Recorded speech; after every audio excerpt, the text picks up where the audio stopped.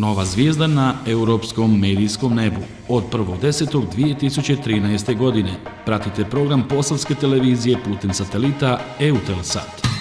Frekvencija 11262, polarizacija X-Pol, signal protokol DVB-S, fetch rate 2/3. Ma gdje bili u Europi, Posavina je s vama. Vaša posavska televizija na satelitu Eutelsat.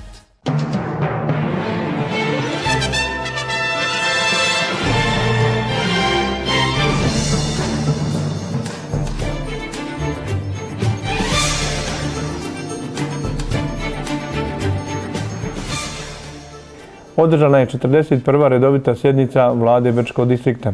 Zastupnici u Skupštini Brčkog distrikta započeli su 20. redovitu sjednicu Skupštine Brčkog distrikta. Tjedni pregled sigurnosti u Županiji Posavskoj donosi nam Josip Dominković, glasnogovornik MUP-a Županije Posavske.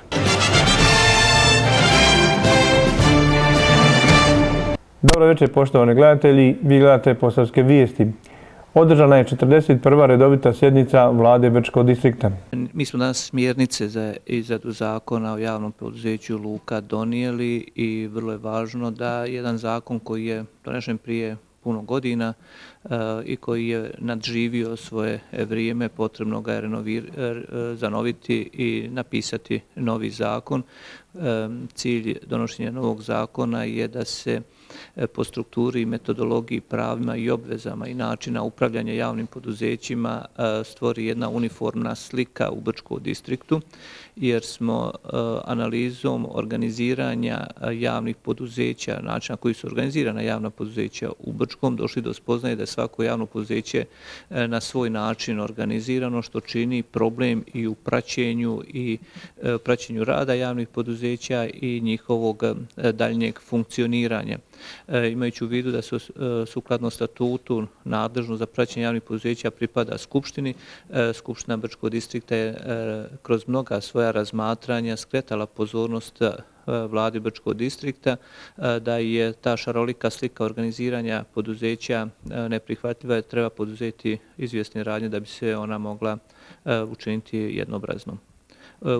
To je jednostavno u ovom trenutku obrazloženja. Dalje koja će rješenja biti za realizirana, ona će se pojaviti u nacrtu zakona koji će biti u narednom vremenskom periodu dostupan. Danas je vlada donijela odluku, znači usvojila o utrošku sredstava za potpuno stambeno zbrinjavanje porodica poginulih boraca i ratnih vojnih invalida od 1. do 4. kategorije Vojske Republike Srpske. To je inače amandman srpskih političkih stranaka na budžet 2013. godine, SNSD-a, SDS-a, kao i poslanika Radoslava Bogićevića i Vukašina Panića. Iznos je 534.000 konvertibilnih maraka. Kriterijume je uradila jedna izuzetno vrijedna grupa sastavljena od žena zaposlenih u boračko-invalidskoj zaštiti i odmah po potpisivanju odluke bit će raspisan javni poziv i uradit će se lista po kojoj će biti dodijeljena sredstva kao grant pojedincu. Kriterijumi su postavljeni tako da ide zavisno od broja članova porodice, znači maksimalna kvadratura je 60 kvadrata ukoliko ima više od 4 člana porodice i ostalo ide znači niže. Visina, odnosno cijena po kvadratu je tražena ispitivanjem tržišta do koje su došle naša ova vrijedna grupa je 1000 i 1100 maraka po kvadratu u zavisnosti od spratnosti. Znači za invalide, 100% invalide prve i druge kategorije bit će 1100 maraka po kvadratu, a za ostale po 1000 po kvadratu. Zastupnici u Skupštini Brčkog distrikta započeli su 20. redovitu sjednicu Skupštine Brčkog distrikta. Danas na dnevnom redu Skupštine jesu set zakona koje treba da razmatramo i u suštini da li ćemo usvojiti ili nećemo, to će pokazati rezultati glasovanja. Ono što je prvo na dnevnom redu bilo jeste zakon o državnoj službi, odnosno o državnim službenicima i javnim namještenicima. Ono što mene opredjeljuje o toku diskusije i načinom glasanja o ovom zakonu jeste mišljenje zakonodavne komisije. Ja sam to izlagao, znači da zakonodavna komisija nije dala saglasnost da predmetni zakon ide u raspravu. Poslovnik nas obavezuje da moramo uzeti u obzir mišljenje zakonodavne komisije. Ja sam tražio da se navedeni zakoni skinu, koji nisu dobili saglasnost zakonodavne komisije, skinu sa dnevnog reda. Međutim, to vladajuća većina nije prihvatila. Želim napomenuti da je ovaj zakon o državnoj službi nametnula supervizor Johnson i da nakon toga on nije, odnosno to je zakon koji nije izvorno zakon Skupštine Brčkog distrikta i on je u sebi kroz praksu pokazao puno svojih slabosti i nedorečenosti koji su zahtijevali da se drugačije preciziraju odredbe ovoga zakona. Ovaj zakon ima za cilj i dalje da zaštiti državnog službenika od utjecaja politike i od utjecaja bilo kakvih drugih skupina pojedinaca koji će remetiti njegove profesionalne standarde, ali isto tako zahtijeva i jednu pojačanu odgovornost, radnu i svaku drugu. Ovaj zakon omogućuje da rukovoditelji organa uprave promptno i učinkovito mogu provoditi politike koje zacrta vlada i vladini odjeli. Tjedni pregled sigurnosti u Županiji Posavskoj donosi nam Josip Dominković, glasnogovornik MUP-a Županije Posavske. U tijeku izvještajnog perioda u vremenu od 14. do 20.10.2013. godine operativna dežurstva organizacijskih jedinica MUP-a su zaprimila 3 prijave kaznenih dijela. Najčešće su prijavljivana nanošenja tjelesnih ozljeda i to u tučama. Zaprimili smo 6 prijava prometnih nezgoda koje su se uglavnom dogodile, odnosno uzrokovane nepropisnim izvođenjem radnji vozilova. Zaprimili smo tek jednu prijavu narušenog javnog reda i mira, koji je narušen reproduciranjem preglasne glazbe u ugostiteljskim objektima. Zaprimili smo i 3 prijave ostalih događanja. Najčešće su prijavljivane obiteljske, odnosno susjedske razmirice. Na koncu sveukupno je tijekom izvještajnog perioda zaprimljeno tek 13 različitih prijava građana, što s obzirom na broj zaprimljenih prijava i strukturu djela možemo smatrati apsolutno sigurnim periodom u tjednu.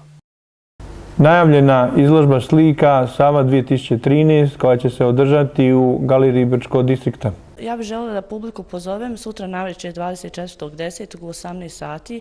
Imamo čast da otvorimo izložbu slika sa likovni simpozijum radionice Sava 2013. Publika je vjerojatno informirana. Ta kolonija je bila u 8. mjesecu, održala se od 23. do 31.8. Ovdje su bili gosti iz različitih gradova i različitih zemalja. Imamo priliku ovdje da vidimo 9 različitih autora zajedno sa povjesničarkom umjetnosti Sonjom Petrović iz Šapca, koja je također pisala predgovor i kao likovni kritičar bila je prisutna cijelo vrijeme te kolonije održavanja u Brčkom. Također bi napomenula da će se sutra navečer tijekom otvaranja te izložbe dodijeliti 2 zlatne palete, 2 različita autora koji će imati kao nagradu sljedeće godine samostalnu izložbu u tijeku otvaranja naredne likovne kolonije koje se iskreno nadam da će se održati. Zahvalila bi vladi Brčkog distrikta koja sudjeluje i financira samo ovu koloniju, a napomenula bi da ovdje publika ima priliku vidjeti preko 40 dijela zajedno sa slikama. Tu su i keramo skulpture od keramičara Drage Handanovića. Sve ove slike upisuju se u fundus i naša galerija u Brčkom postaje bogatija za 40 i nešto dijela. Roman Sjeme smrti autora Dževada Karahasana promoviran je u Brčkom. U središtu romana stoji lik Omara Hayama, velikog matematičara, astronoma, filozofa, pjesnika. Jedne od najinteresantnijih, najzanimljivijih osoba 12. stoljeća. Omar Hayam jedna je od mojih obsesija, i kao filozof, i kao matematičar, i kao pjesnik. Mislim da u svjetskoj poeziji nećete naći mnogo ljudi koji su tako dobro, tako maestralno znali sa mnogo humora izraziti očajanje. U islamskom svijetu u to vrijeme, a to je negdje druga polovina 19. stoljeća, Omar Hayam je kao pjesnik potpuno zaboravljen. Njega u islamskom svijetu znaju kao matematičara, astronoma, briljantnog filozofa, ali kao pjesnika ga niko ne zna. On se u islamski svijet vraća preko engleskoga. Fitzgeraldovi prepjevi njegovih rubaija postaju svjetski bestseller. U cijelom svijetu osnivaju se klubovi Omara Hayama. On postaje jedan od najprodavanijih, najčitanijih pjesnika svijeta svih vremena. Donosim vam rezultate prve županijske nogometne lige.